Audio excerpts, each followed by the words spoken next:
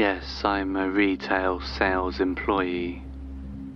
I've been working here for a few months and there's a lot of rules I have to follow, along with some strange stories to go along with them. I guess I should give you a little background about me. My full name is Justin Collins, but you guys can call me JC for short.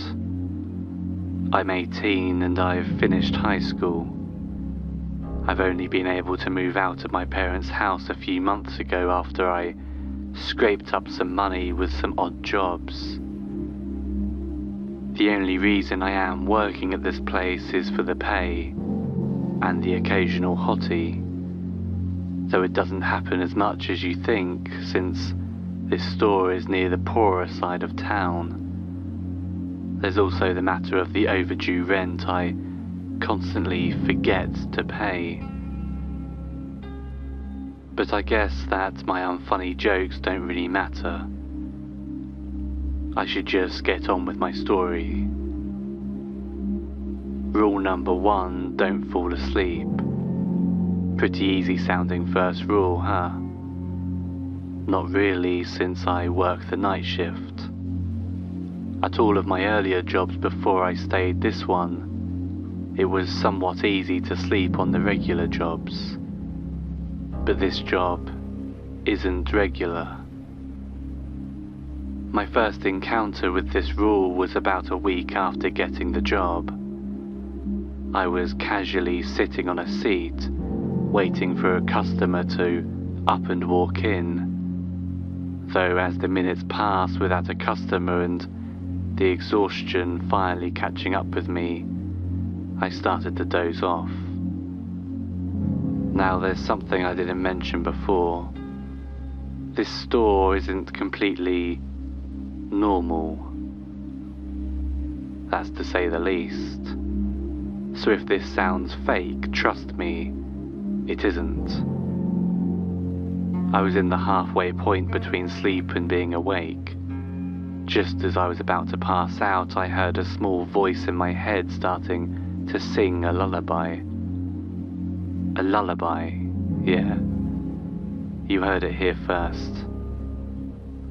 Anyways, it was a quiet voice, not mine. Sounded like a female, maybe early 20s.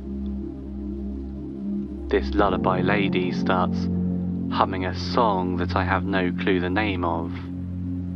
It was like, as I was falling asleep, the voice would get louder and louder, though it was clear something was off about the voice. It didn't sound real. You could say, like it was being imitated. I felt a large jerk in my shoulder and I recoiled. By pure luck I was saved. Sometimes during my half-awake, half-sleep state, I'll have an occasional jerk that'll wake me up completely. I had barely noticed at the time, but almost as soon as I woke up, the voice had dissipated. I thought about telling the manager, but knowing her, if I did, I would either get fired or get yelled at. And I want neither of those. So I decided to keep this encounter to myself and allow it to never happen again. Although, that was the first sign this retail store wasn't normal. Rule number 2. If someone tells you there's somebody selling hot dogs from inside the store, tell the manager immediately. Rule 2 is probably the third most strange one from the list of rules. The first time I heard it, I audibly said, "Are we a circus crew now?" The manager was in listening range and properly reprimanded me, although I did deserve it for being a stupid kid. I had probably been working at this store for a week and a half at this point, and knowing the do not sleep rule and how strict the manager is, I decided to actually be a good employee and follow the rules. It was midnight and I was stocking the shelves when suddenly I felt a tender hand grab my shoulder. I quickly turned around and realized it was a girl, maybe the same age as me. She had a slight blush to her face that gave it a reddish-pink look, and brown, wavy hair that flowed long past her back. She was wearing those unbranded black shirts you can usually buy at Walmart everywhere, and some blue jeans. "Sir, can you maybe help me?" she asked, a slight hint of embarrassment in her voice. "Yeah, sure, what is it?" I responded, placing the can that had been in my hand on the shelf. "There's a guy who keeps asking me to buy hot dogs, though I'm not hungry." I could feel the tone drop down in my voice, whereat I was already walking towards the manager's office before I could even process what was happening. The back of the store. Her words were drawn out like she didn't know I'd take it this serious. I started a brisk, steady pace towards the manager's office. I left the girl there without another word, although if she had come into the store to buy something, she probably still would. Once I reached the manager's office, which was not too far from my position, I pushed open the door, dead serious, and said, "Rule 2 in the back of the store." Rose, my manager, quickly got out of her seat and ran out of the room without another word. I heard a few muffled shouts from the back, but that was about it, and the store was working normally again. After she returned, which was about 30 minutes after, she looked very tired. Her eyes were red and her cheeks were as pale as can be. She was a relatively attractive lady, young, late 20s, nice lavishing black hair that curled at the end around her shoulders. She also had black curled bangs at the front of her hair, giving her a slender emo-type look. I tried to ask her about Rule 2 later, but she wouldn't tell me anything other than, "It's handled." That was the first and last time I saw the hot dog stand man. Rule 3.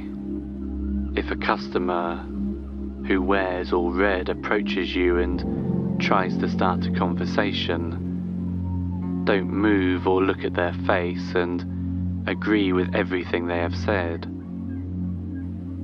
Yeah, no.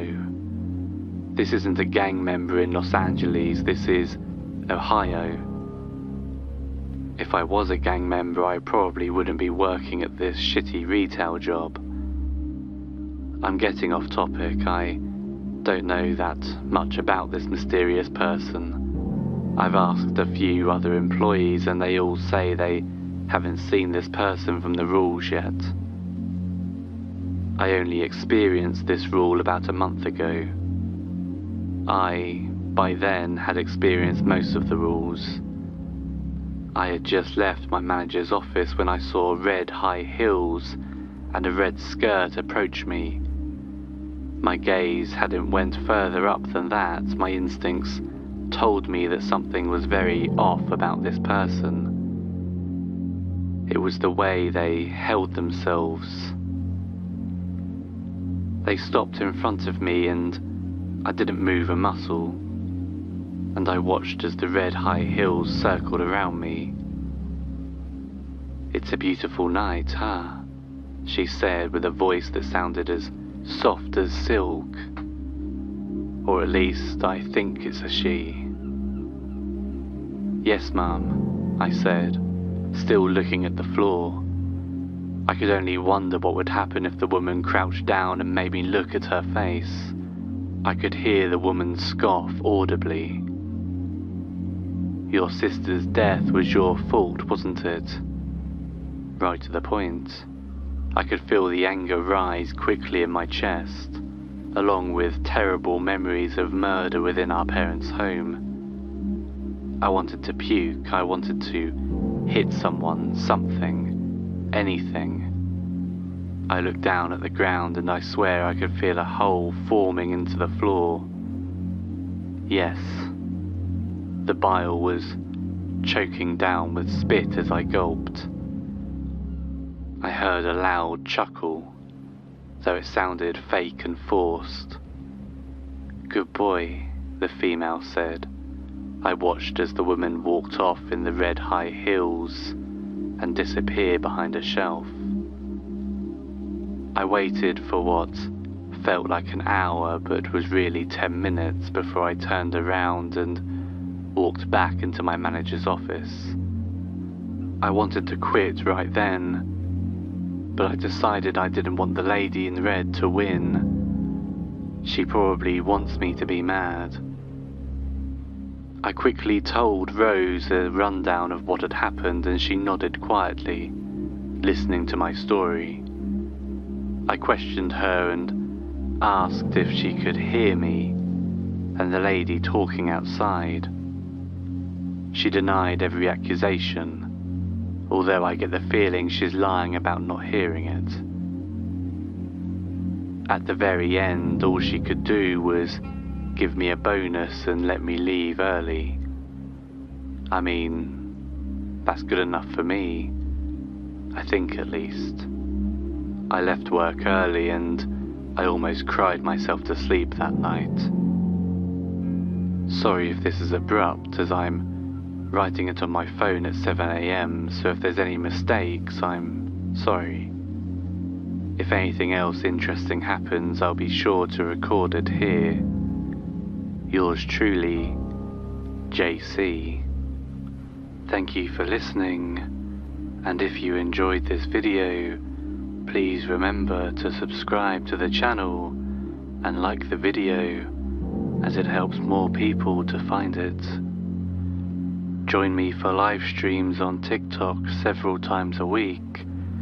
You can find my profile in the description, or just search Bad Dream Baby. And if you'd like even more content, consider subscribing to my Patreon account, linked in the description. Until next time, good night.